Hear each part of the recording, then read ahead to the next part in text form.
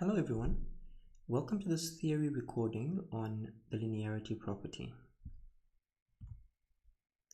So what defines the linearity property? This is a property that describes a relationship between a cause and its effect. And it simply states that an input, or if an input is multiplied by a constant, the output will also be multiplied by the very same constant.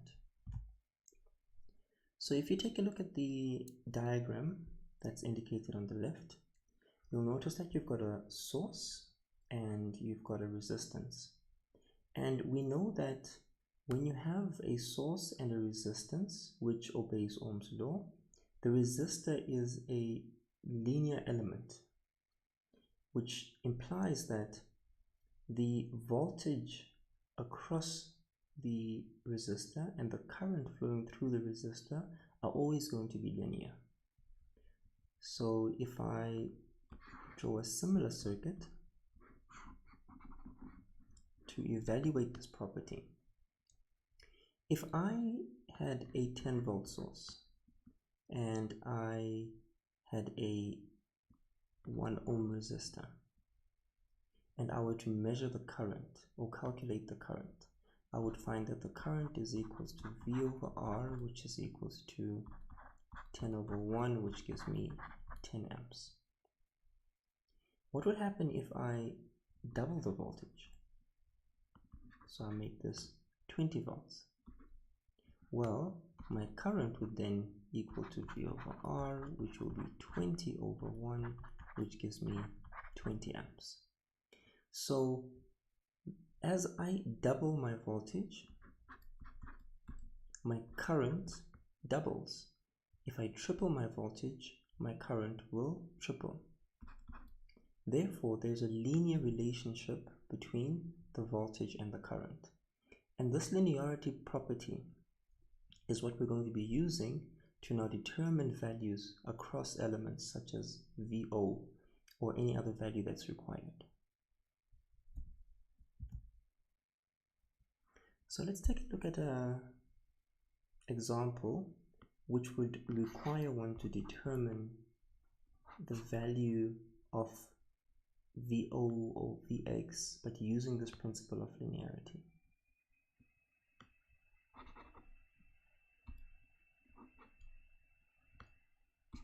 Right, so say I have a circuit that looks as follows.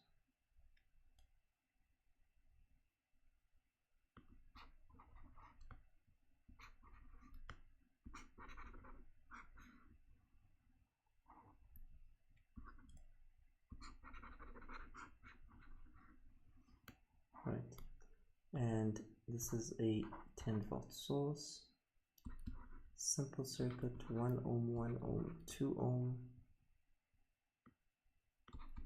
1 ohm and 2 ohm. And the circuit reads, or the question reads, determine the voltage Vx. Now, with all the methods that we've taken a look at, it shouldn't be difficult to calculate the value of Vx. Now, but we're going to be using the method of linearity. And how do we go about using linearity? So essentially with linearity, we're going to use that additive property or that linear property to assume a value for what they're asking for, then calculate the value of the source based on the assumption. Once we have the calculated value of the source based on the assumption, we can then compare the calculated value of the source versus the actual value of the source. And that ratio will allow us to actually get the value of Vx that is required in the circuit. So we assume a value for what they're asking for. We work back in the circuit to determine the actual value of the source based on the assumption. Then we compare that value with the given value of the source, and that ratio will allow us to determine the actual value of Vx. So in this problem, we'll first assume a value for Vx. So I'm going to assume Vx equals to 1 volt.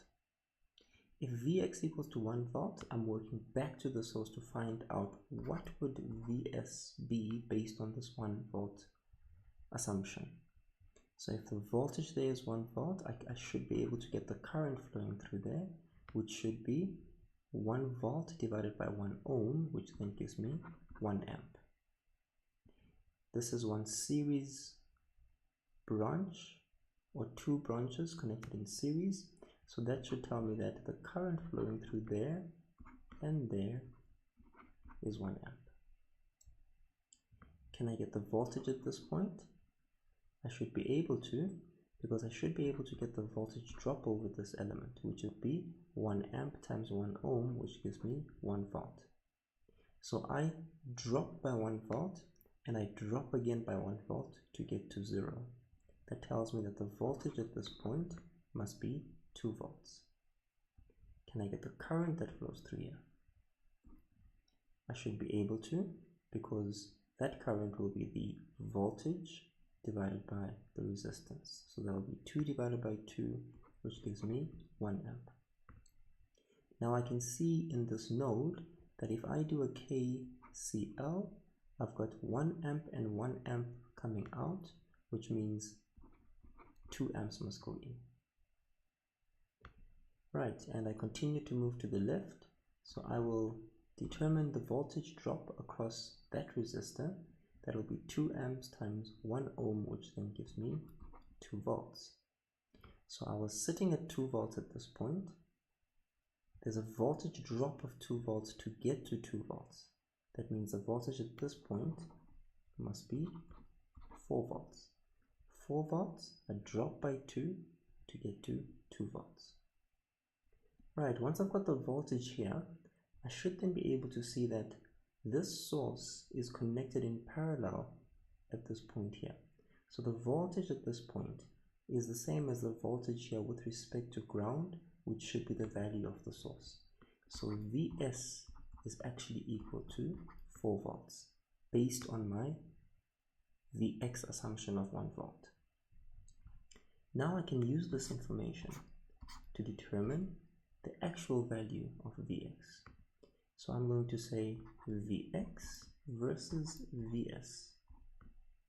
When I assumed 1 volt for Vx, I then obtained a value of Vs which is 4 volts. But the actual value of Vs is 10 volts. And I would now like to determine what the value of Vx is, which I denote as x. Right, and if I then divide these by each other, I can just say x over 1 volt is going to give me 10 volts over 4 volts. So x is going to give me 10 times 1 divided by 4, which gives me 2,5 volts. Therefore, Vx is going to give me 2,5 volts. And this is how we use the principle of linearity to determine a value that's required. So we assume a value. After assuming the value, we work all the way back to determine what the source value would have been based on our assumption, and then we compare that source value 4 to the actual source value 10, determine a ratio, which is that 10 divided by 4, which is 2.5, to then get the output voltage value that you were actually looking for. It's important to note that this applies for both voltage as well as current. So you can assume a current value, work out the source voltage or source current, and apply the very same ratio to determine the actual value of the current that's being requested. Thank you for watching this video and enjoy the course.